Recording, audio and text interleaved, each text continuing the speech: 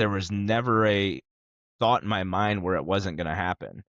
In my Mm. mind, of course, embarrassing when they would say that, or, I would get upset if they did say it, but nothing else was an option. Welcome to the Unbridled Creative, where courage meets calling. If you've ever felt that tug in your heart, that whisper that says there's more, but you're stuck in fear, burnout, or maybe just a version of success that doesn't feel like freedom, then this podcast is for you. And we're here to inspire, equip, and empower you to build your business with faith, not fear, and to remind you that your calling is worth chasing. So, let's do this. This episode of The Unbridled Creative is brought to you by Be Local, the guide that helps new movers feel at home and helps local businesses get found by the people who need them most. Every month, Be Local personally welcomes hundreds of new homeowners with trusted recommendations on where to shop, where to eat, and how to connect, introducing them to the very best our community has to offer. If you're a business who wants to grow through connection, not promotion, Be Local is your bridge to the most powerful audience in town, new neighbors who are eager to build long-lasting relationships. Learn more at reachnewcomers.com. I am so excited today. I get to have my friend Lenny Frazzitta be on the show today, and what a story he has. I'm gonna read a bit about his bio because I'm excited. I think you'll be excited to listen to. But we're sitting down with someone whose life embodies the very heartbeat of this podcast for sure. Perseverance, grit, and the courage to keep moving forward when the world says you can't. I know we've all heard that before. Lenny Frazzitta, he grew up in Detroit with a dream to become a professional jockey. Most told him it was impossible, but Lenny's story is proof that when you refuse to give up, you can ride straight through the doubt, literally, right? Over 13 years, he competed, I should say, in nearly 5,000 races, which is incredible, at legendary tracks like Churchill Downs, Pimlico, and Keeneland, and Beulah Park, which was a place that was local to us, securing hundreds of wins and millions in purse earnings, all while defying the odds and the weight of expectation, both literally and figuratively. But Lenny's story doesn't stop at the finish line. When he hung up his silks, he faced the challenge of reinventing himself in a brand new arena. Business. From starting as an insurance agent to becoming vice president now as a regional business banking manager, he proved once again that resilience and hard work open doors where others see walls. That's very important. Today, he continues to invest in his passions, his community, and most importantly, his daughter. We are thrilled to welcome Lenny to the Unbridled Creative to share his incredible journey of resilience, reinvention, and relentless determination. Yay. 3 R's. I like that. Welcome, Lenny. Thank you. Thanks for having me. I know that you know Trent so well. So I'm going to be the curious one here. I would love to just dive into what was your childhood like? Like, how did you even get into that profession of racing horses? I'm so excited to hear your story. Yeah, so with horse racing, it's one of those careers or sports to where you almost have to be born into it. You still don't see a lot of people that just decide, hey, I'm going to be a jockey and find their way there. So grew up in Detroit, like you mentioned. My dad was a jockey, so he rode in Michigan, New York, and all over. So it's something I always wanted to do. As a kid, everybody, all my friends had pictures of their favorite baseball player or football player on the wall, and I had jockeys on my wall. So I was the weird kid with jockeys on his wall. So it's something I always wanted to do. And when I was right before my 12th birthday, my dad died in a car accident. So from there, that was my passion. That's the only thing I ever wanted to do. When I was probably 15, 16, I started reconnecting with some of his friends from the racetrack to teach me how to do the trade. And like Trent mentioned earlier, I was laughed at because I immediate at 12, and I'm not big by any means, but I'm big for like a jockey, right? So I went from being a 12-year-old, 4 foot whatever to 5'6", just like that, and probably 125 pounds, which is already well above the weight limit. So I can imagine they're looking at me like 14, 15-year-old kid, like, are you kidding? I got to look up to you, right? It's funny because my whole life growing up, I would pray every night, God, please don't let me grow. Let me be small. Everybody else in the world is praying to be big, and I'm like, please, just just let me just be big enough to or small enough to ride. And like even in high school, I was on the football team as a freshman and I did well. I wasn't crazy good, but I did pretty well. And the coach said, "Man, we gotta put some muscle and make you grow." And I said, I'm done. I didn't want a football career. So anyways, yeah, so finally connected with one of my dad's friends that agreed to take me on. And I was 16 years old. As soon as I got my license, I was driving an hour to his farm every weekend, staying there, sleeping in the barn, literally, and driving back late Sunday night. So I did that, and then obviously the summer I just stayed there. I stayed on the farm most days, learned the trade, and then again, there are people that still, whether it be trying to protect me because they knew me since I was probably born, or just didn't have the faith that I could get it done, always like, nah, you got a long way to go, or you're not there yet, things like that. And then finally, right after I turned 19,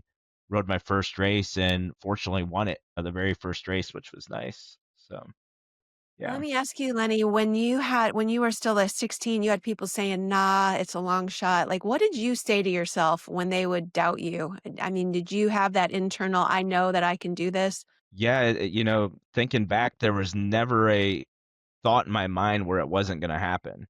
In my mind, of course, embarrassing when they would say that, or I would get upset if they did say it, but nothing else was an option. I knew that's what I was going to do, and regardless of anything to get in my way, I was going to definitely make it happen. I think that's a really important thing to punctuate for our listeners is that we talk about being bold, and that's the mindset, right? Being bold, standing in face of adversity and believing in yourself. Big dreams. Like, was faith a part of your life at that Sure. time? Yeah.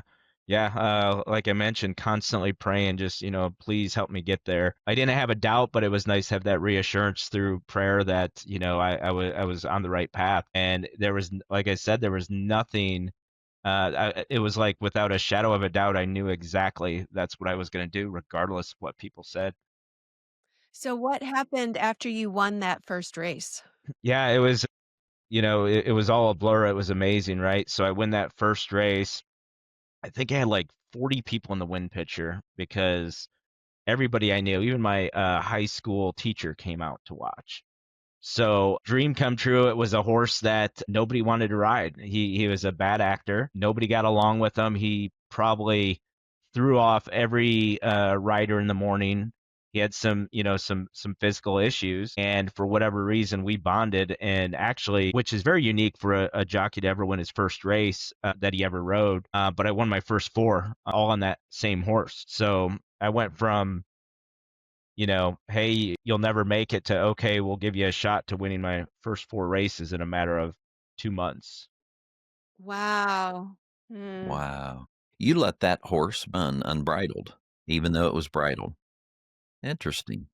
We'll definitely come back to that as we talk, because as we were having a conversation, we were sitting at a coffee shop talking about this. And, I was telling you about the book I'd written, Wild Horses, and how we're all wild horses, right? And you were like, no doubt, we're all like wild horses, and even though horses that race are really wild, they've just been trained to do something and to do something well, or to keep pushing them to do it, and this horse didn't want pushed, which is like a lot of us who want to live unbridled. So that is so cool. Well, I was just thinking about being that horse. I know that there's been times when someone's tried to push me and I didn't wanna go, and it's like I think that all of us can relate to being that horse and having someone come alongside us that works with us and not against us and doesn't try to force themselves on us, but, like, works with our gifts. Like, I think there's a message for our audience in that horse as well. I had a pastor say something a couple months ago. He said, I can lead a horse to water, but I can't make him drink, but I can certainly salt their oats. And I thought, oh, there's a connection there for sure.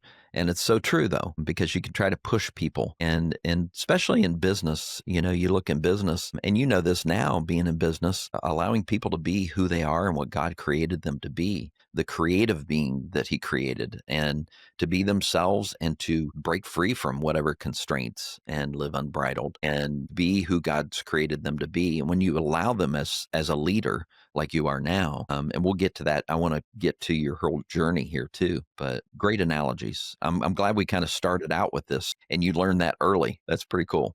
Yeah. And you were very successful financially and everything. You did very well your first year, a lot of zeros, and that doesn't happen very often. Some jockeys can make nothing hardly. Exactly. Yeah. It was just like so surreal at the time. Here I go from, like I said, in high school, dreaming of this dream to what I mentioned, winning my first four races. And then from there, I had an agent call me in Maryland, which is where they hold the Preakness. And that's where I was very successful in my apprentice year. So I went from, nothing to like, holy cow, I'm riding with these guys I've idolized all my life on a pretty big stage. And it was just unbelievable. So I went from that to all of a sudden these trainers I've watched and admired my whole life are putting me on a helicopter and flying. I would race in Maryland in the day. They would fly me to West Virginia at night. So that way I could ride for them. A few times there were days where I would ride in Maryland. I would catch the last race at Delaware. They would fly me to Delaware on a helicopter and then fly me to Pennsylvania that night to race in 3 different states in one day. And like I said, young, 19, and all my wildest dreams were coming true. Wow. It's like you were sharing the stage with Taylor Swift. Who's that? Yeah, who's that? You have a teenage daughter. You know who that is. Yeah, yeah. Oh gosh. Well, take us to that. Obviously, a lot of success in that. And you were a jockey for what, 13 years? Is that right? Yeah. Yeah, that's a long time. That's a long time to be a jockey, because what people don't realize is how grueling being a jockey is. Dig into that a little bit about what's kind of, because I do want to give enough time to lead us to where you're at now and really what were some of those fences you had to jump along the way. But tell us about the grueling nature of things, because it's not easy when you're successful like that. People think Yeah. you are. Oh yeah. Yeah. So much goes into it, not only the physical strength needed, right? But there's injuries. I fractured my back 3 different times, broke my leg, had my ankle reconstructed. At one time I got hit in the face by a horse and cracked all like around here area.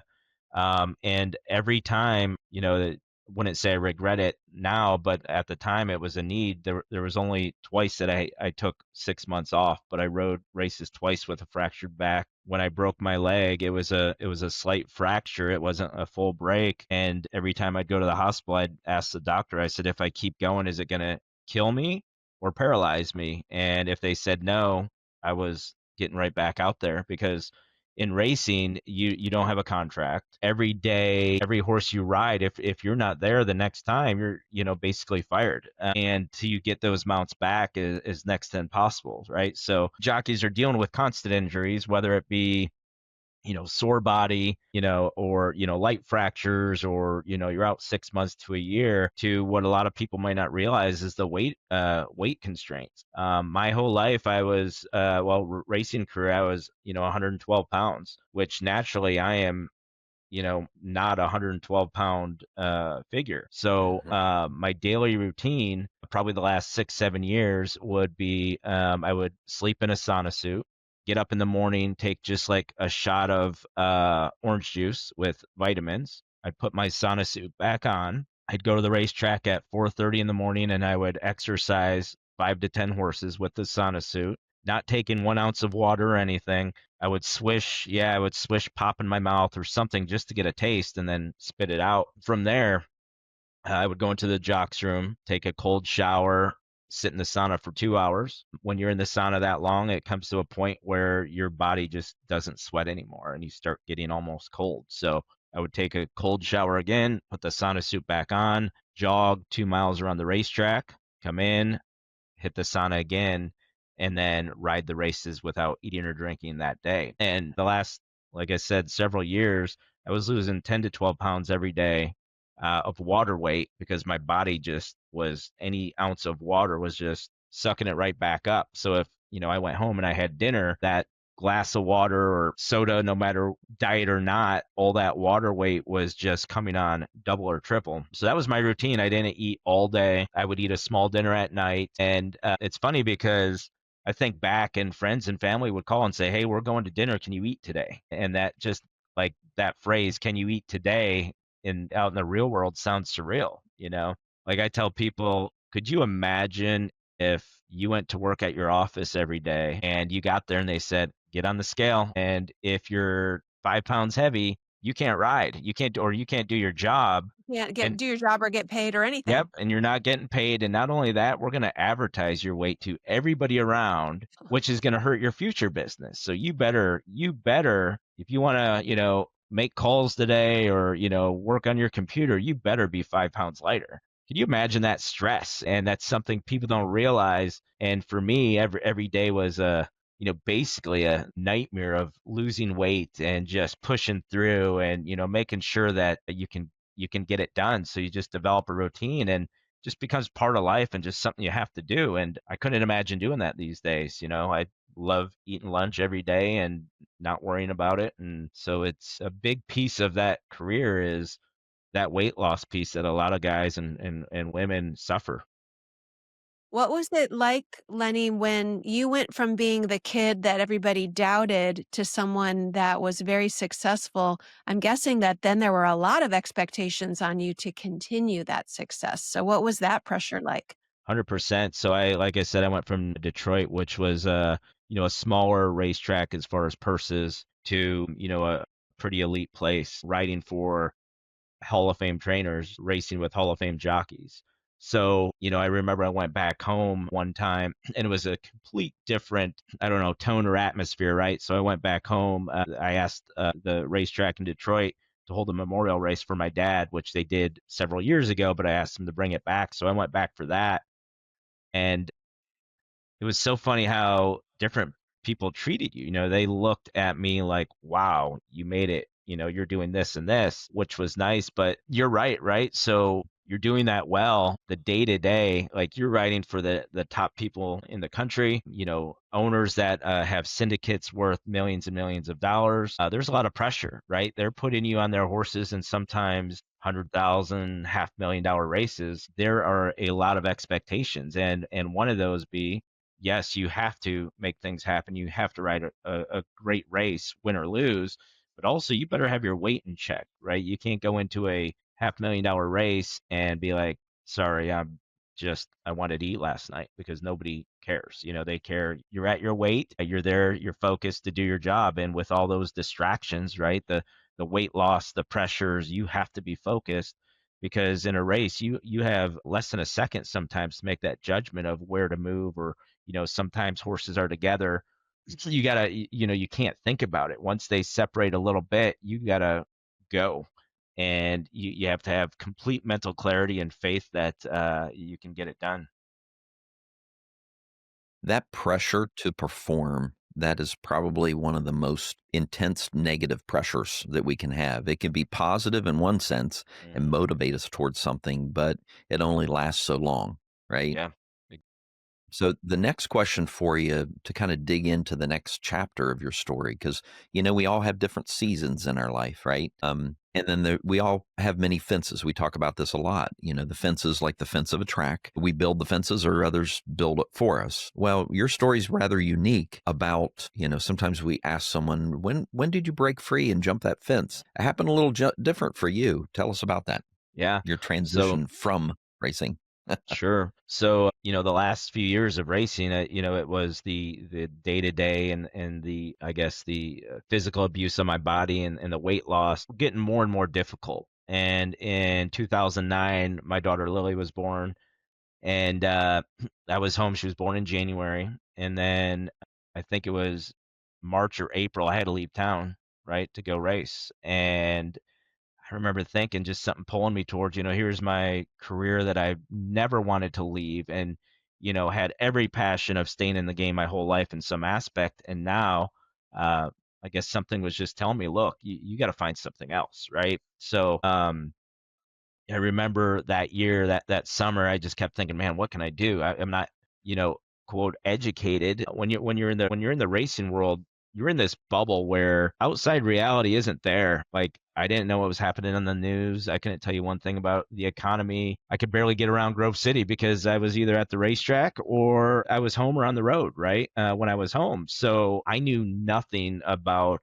the outside world or what I wanted to do or anything, but I knew I needed to do something, and I didn't want to. Sure, I could have stayed on the racetrack and did other jobs maybe, but I just didn't want to do that. It was either jockey or nothing. I didn't want to be on the road. I felt something calling me to do something else.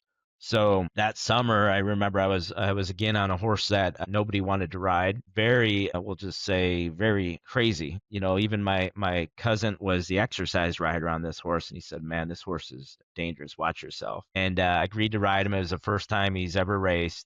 And we were going to the starting gate. And I remember usually when a horse will flip over upside down, you have a split second of knowing to where you can react and hopefully get out of the way. Well, this horse flipped over so fast. Last thing I remember, I was on the ground, wind knocked out of me, and thinking right then, I said, I got to do something else. This is it, right? So adrenaline's running, rode the race. After my back is hurting, go to the hospital, had another hairline fracture in my back. So I'm like, man, I just can't keep doing this. So obviously, finding insurance for a jockey is next to impossible, right? There was one insurance company that would cover us as an accident policy. So you go to the hospital, you break a bone, they reimburse you. So, I get back, I'm digging that up, and I thought maybe I'll go work for them.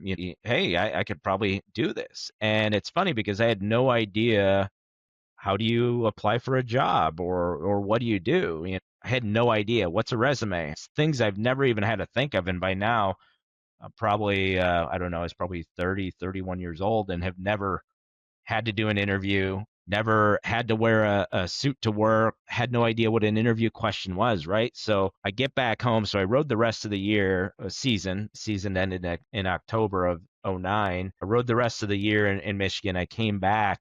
And I remember, like I said, I had no idea how to do this stuff. So I looked up their phone number and called them and said, "Yeah, I want to work for you guys."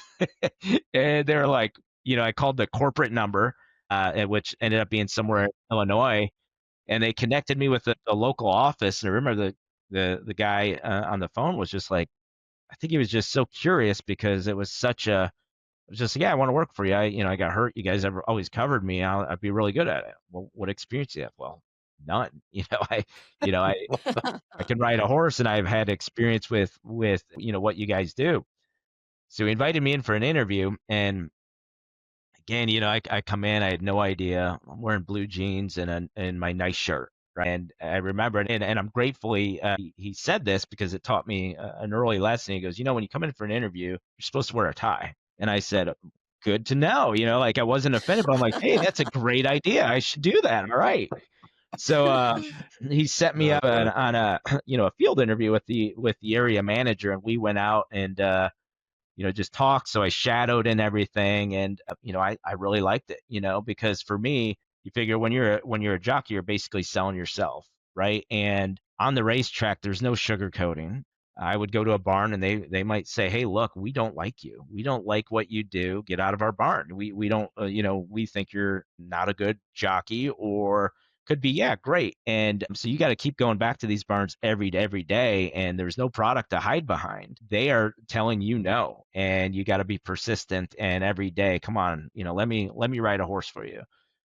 So for me, going out and talking to people and knocking on doors was no big deal. I'm like, yeah, this is great. We just got to talk to people and tell them what we do. Awesome. So they agreed to take me on. So I, took my insurance, life, health, and accident, passed the test, which is unbelievable. But I know I didn't know how to study. It's been since high school by then. So I wrote down I rewrote that book, just so I can memorize it when I was studying and everything. So past that. And then by then it was, I was home for the winter. So I didn't do much that winter in terms of racing. I just ride a few. I was trying to heal up a little bit and get healthy for the next racing season. But in the meantime, getting ready to transfer to a new life, basically a new career. Um, I told a few people along the way, and they were like, "What are you talking about? You'll be right back," because Moving to a new town can feel overwhelming. You don't know where to go, you don't know what to do, you don't know who to trust. That's where Be Local comes in. Like a best friend, Be Local personally welcomes newcomers and connects them to the best local businesses, restaurants, community events, so they can feel at home faster. And for local business owners, Be Local is like a matchmaker, introducing them to new families who are ready to form long-lasting and local relationships. To grow your business by reaching newcomers, visit reachnewcomers.com. you figure probably 95, maybe 99% of people on the racetrack, they never leave. I mean, they try sometimes, but then for whatever reason, whether it be fear, I don't know, maybe it's feeling silly on the outside, because there was a lot of that when I started. I didn't know how to work a copy machine. I had no idea. Computer, awesome. I can turn that thing on. I don't know what I'm supposed to do with it.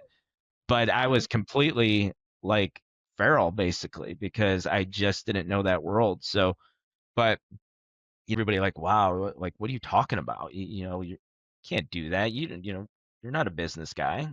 I Okay. remember you. I remember you telling me when you broke your back for the third time, you were thinking, "Oh well, I guess my future as a bull rider is never going to happen."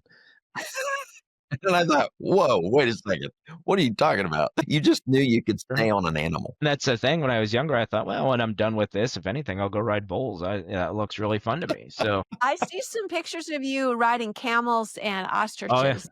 yep, yeah, we did that in Iowa one year as a publicity thing, That's and fun.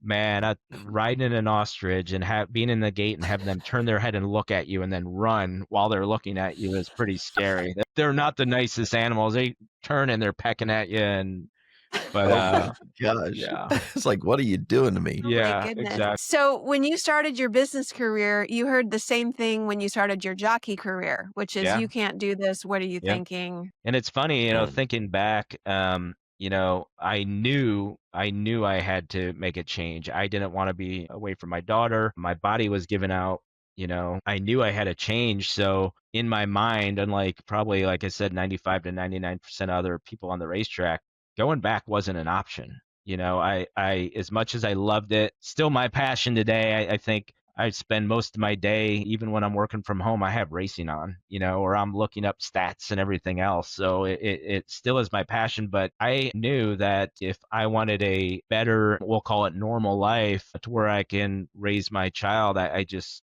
couldn't live that lifestyle anymore.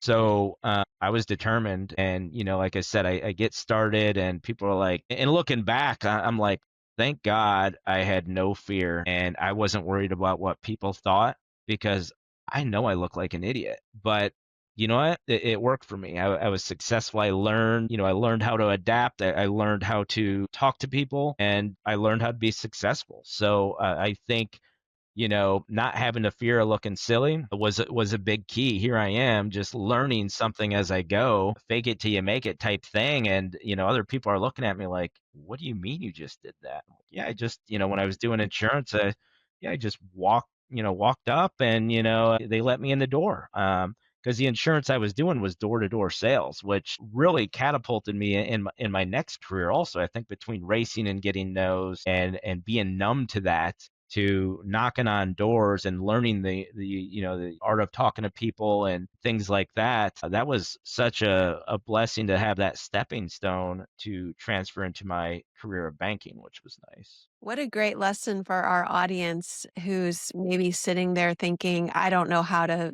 do this. Yeah. You didn't worry about the how, you just got into Yeah. action. Yep.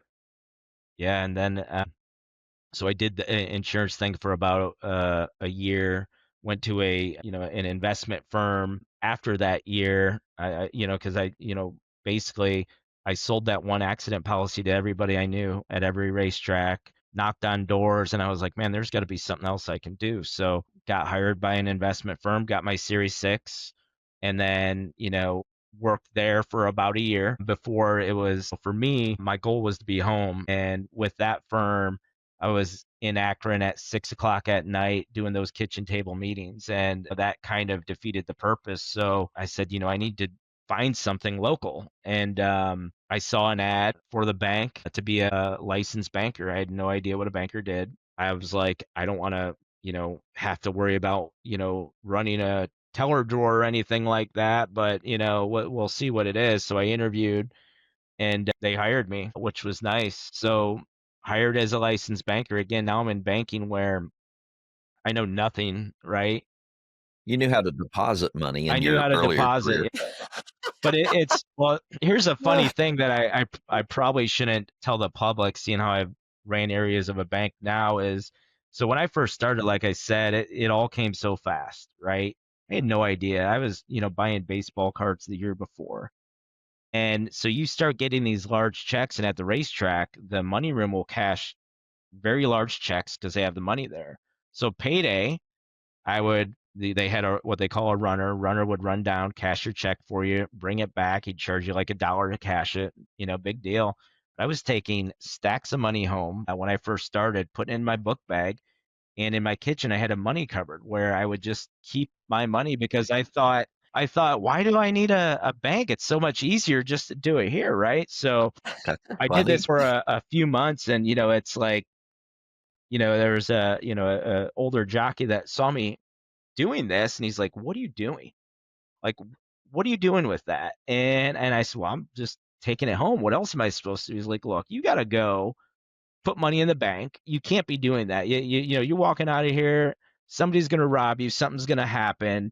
And he kind of taught me a little bit about, okay, well, here's how you set yourself up for the future. Putting it in a drawer or a cabinet in your house is not going to get it done, right? So I always laugh at that now, but yeah, started as a banker, and still, again, like, what am I supposed to do? So um, first day as a banker, a new, obviously, career, know nothing about it. I know checking account. Yeah, I had one, I have a savings account, whatever. So knew nothing. And I remember the very first day, I'm like, who can I call? And these other bankers are, what do you mean?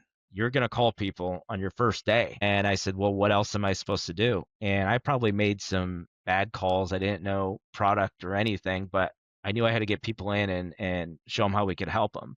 Very first day, I'm just making calls, and that was Wow. probably the best things I ever did there to get started and get past that little bit of fear that I might had, because when I was a district manager, I taught myself that lesson, I think, because you get somebody in, they're like, I'm new, and they want to say that for a good 3 months, where they're avoiding that, getting on the phone and everything. And my coaching was always like, if you don't do it the first day, and if you don't stumble and get past that fear, you're going to struggle your whole career as a banker. And I would tell right away if they did it, and I would let them make mistakes, and I'd be there with them to coach them along through it.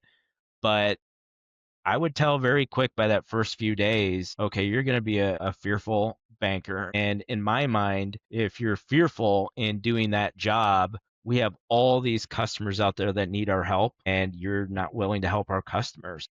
I think that was always an important lesson, is like, you know what, whether you're brand new or not, you get out there and you try to do the job. You make your mistakes. You're going to stumble. You might say the wrong thing. You might feel dumb, but it's okay. As long as you're learning from it, it's all going to be all right. We need him to come work for us at Be Local.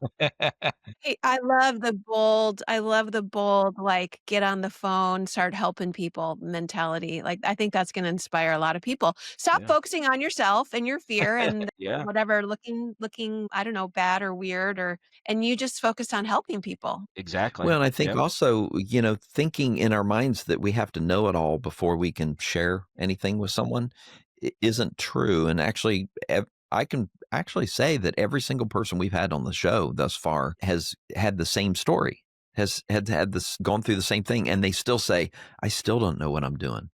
It's interesting because you think from the outside, people look at the person and say, wow, they really know what they're doing. But inside, they're like, I really don't know. I'm just stepping into it.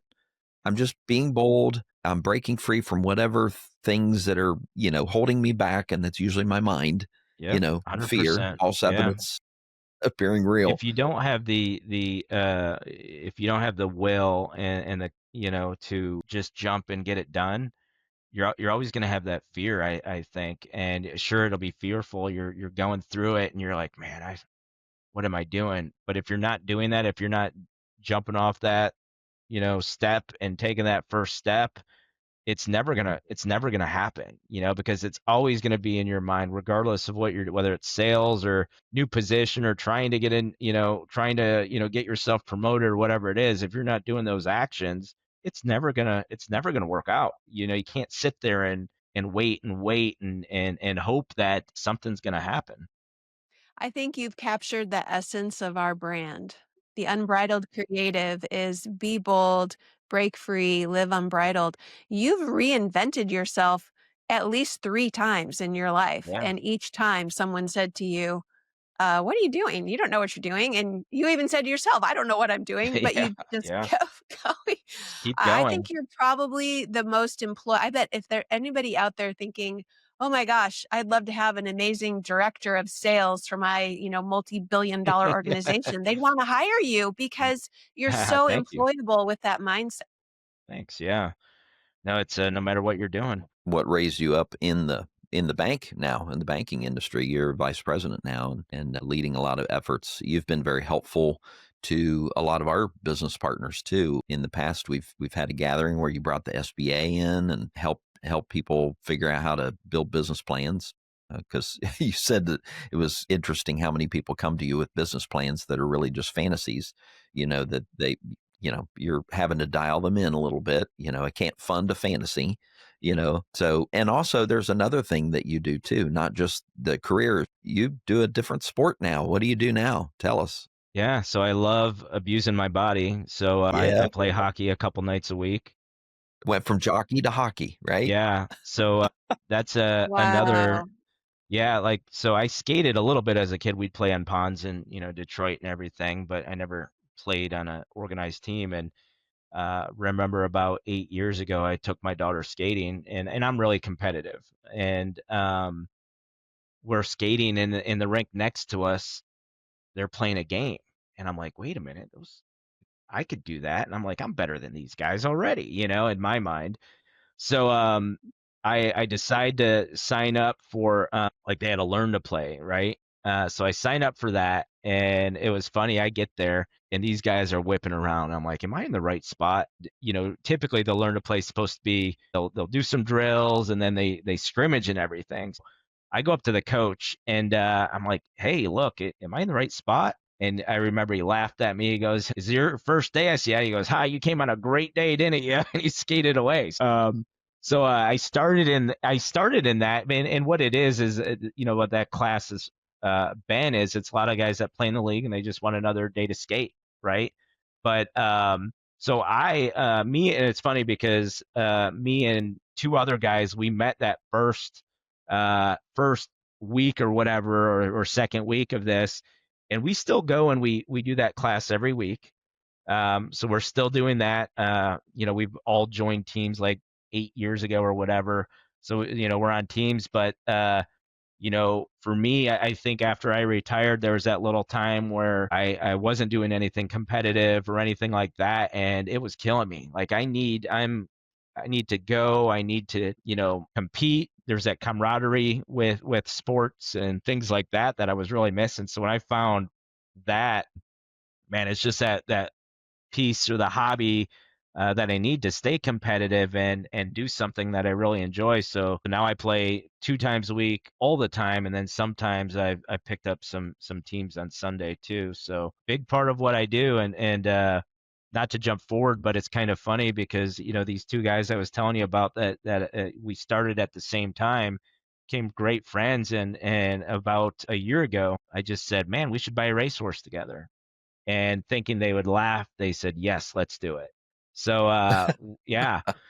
So we formed Dump and Chase Racing Stables, which is, a term in hockey. And we've Mm. been partners for over a year now and have had several successful horses. So for me, it's neat to bring that world into That's cool. Wow. my world and watch these guys excited and learning. And now since then, we've probably brought on, give or take different horses, 10 to 20 different people that never knew much about racing, always wanted to do it, but didn't know how to get in. So it's been a lot of fun. So now you're really in a leadership industry or in a leadership position, bringing other people into not only business, but also into like the management of Yeah, racing and racehorses. That's exactly. Yeah. amazing. Yeah. One thing that I'm glad you mentioned was seeking out something that gave you the energy you needed to, Hmm. because you're a competitor and you needed that hobby, you needed something with camaraderie, and you were in that competition zone. Competing isn't a negative thing; it's actually something people are doing together, even though they may be competing with each other. But it's important that we have hobbies and those things that give us joy, because I bet you've done better at work even though you're playing more, right? Yeah. Oh, yeah. 100%. It's a release for me, right? So Yeah. I can get out there and, have fun. And, like you said, competition, I think, again, it's funny you mentioned that because when I would hire people back when I was a district manager, if they said, well, I'm not competitive. So to me, that's fear, right? If you're saying you're not competitive and you want this job that is competitive, tells me you're going to be fearful in a lot of things you do. Good competitive, right? You're being fair, great camaraderie, you're doing the right thing. Like, I'm not going out and, hitting people over the head with a hockey stick. We're all having fun. Of course, it gets a little rough sometimes, but, and same thing in banking or anything else, as long as you're looking out for the people you're serving and competing within, maybe with somebody else, a little banter is fine. But it's funny how many people I would hire. And in my mind, if you don't have that peace, you're the same people I'm going to struggle with getting on the phone. You're the same person that's going to say, I'm new for 6 months down the road. And if you're limiting yourself and you're not learning and you're not taking the coaching because you're so like, nope, can't do it. I started a year ago and I'm just too new, then you're in trouble, Yeah. and not only in a sales role, I think in anything in life, if you can't, like you said, break free and try new things and be bold, it's never going to happen. And I think your life is so much more full when you do that. I would love for you to speak to what it's like to be a dad. I know that your daughter's really important to you. What kind of person is she? What has she learned from watching you succeed against all odds, like so many times? Yeah, no, she great kid. She loves to sing, as Trent knows. She does competitive show choir. So she's big into show choir. She did the voice competition a few years that we hold in Grove City at, the Arts in the Alley. So that's her passion, and she wants to be a famous singer.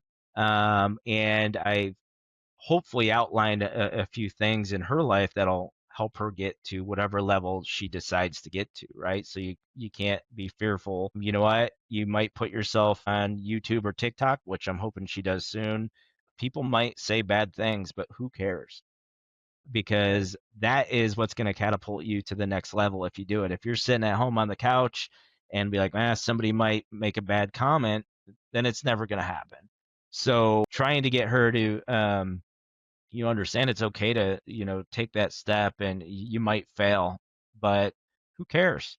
You're doing it, you're trying to do what you love, and, sitting on the couch isn't going to get it done, but getting out there singing and trying is what's going to do it. So That I recommended for her to do a YouTube video in her hockey uniform, yeah, singing with her yeah, beautiful soprano voice, yep, yeah, and she, and then also riding on her horse while yep. she's singing. That would be super cool.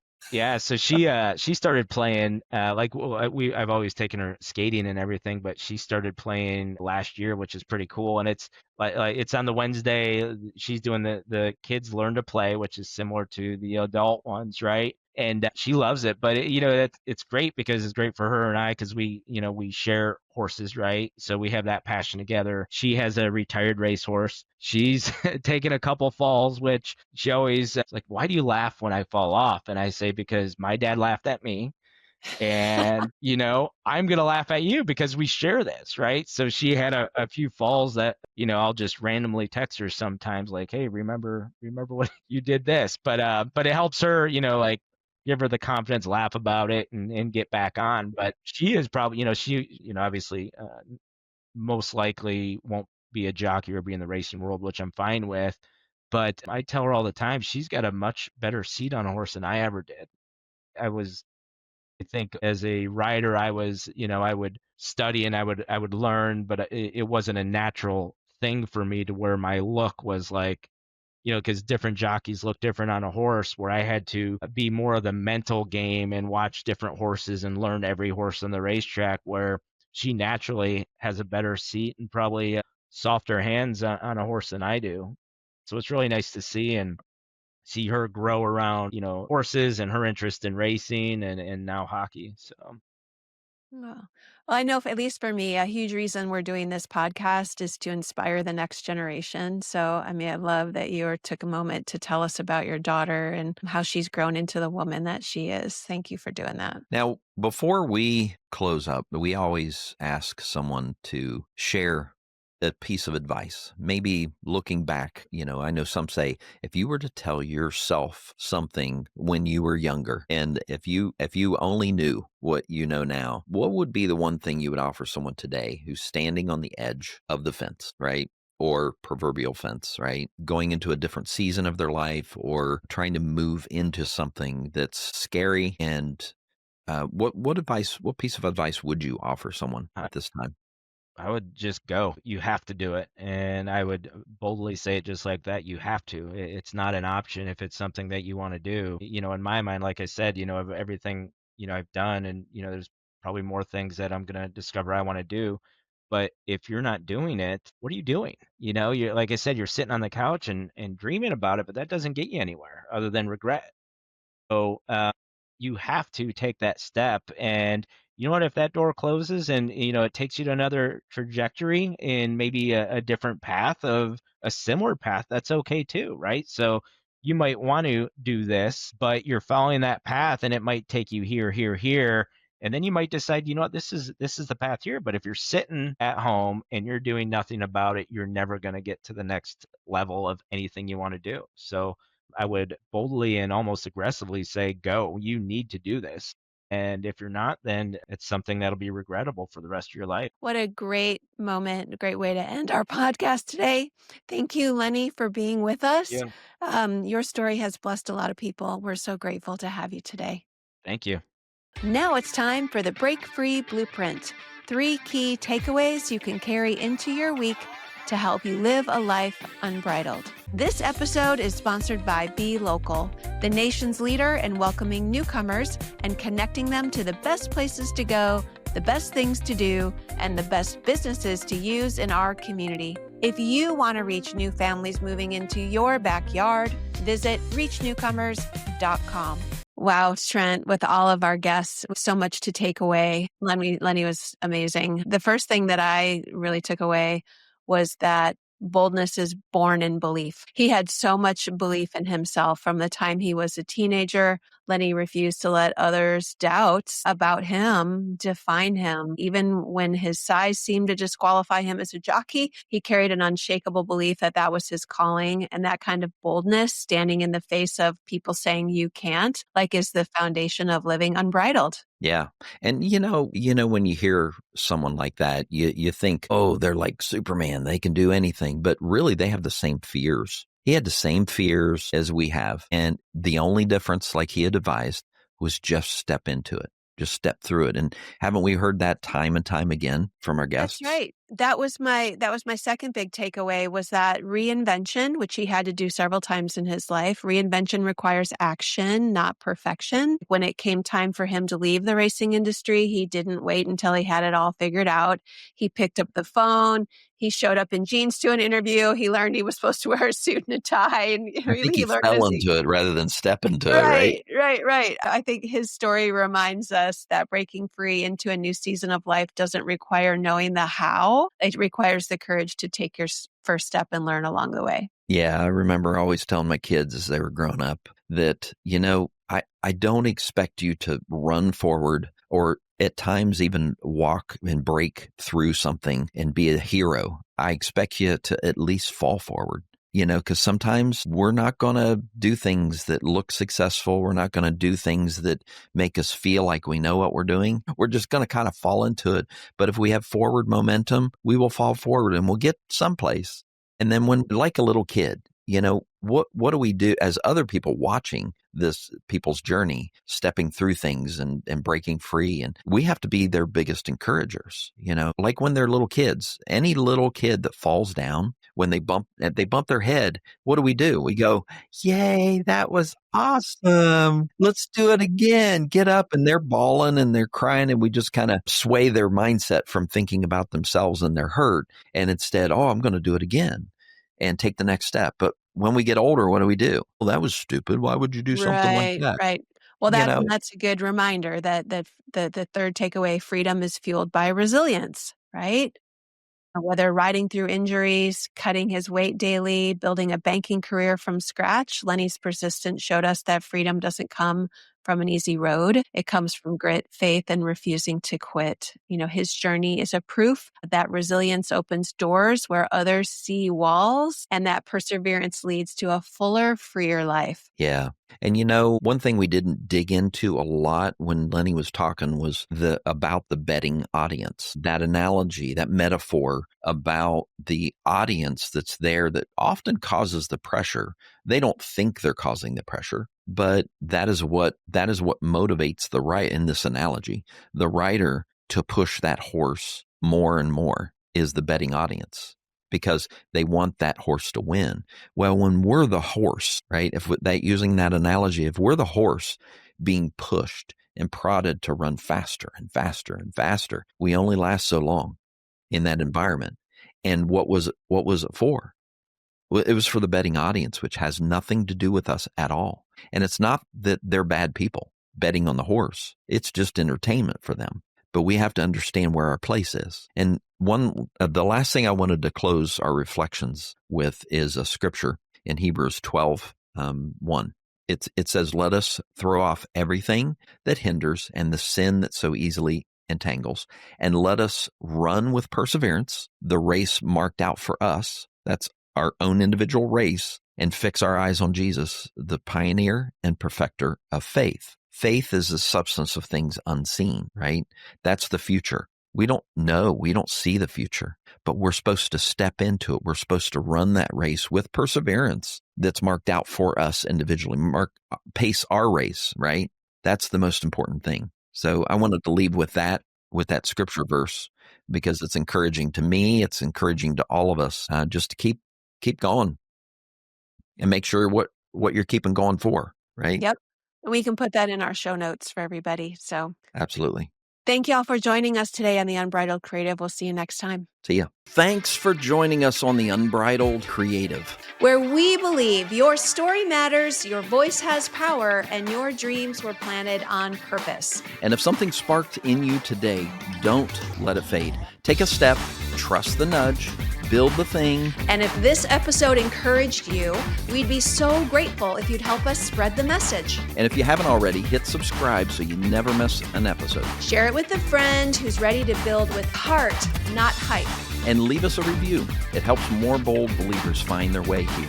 Wherever you are in your journey, we hope this show helps spark your hope, fuel your fire, and strengthen your faith in what's possible. We're cheering you on, praying for you, and showing up every week to help you keep going. So, be bold, break free, and live unbridled.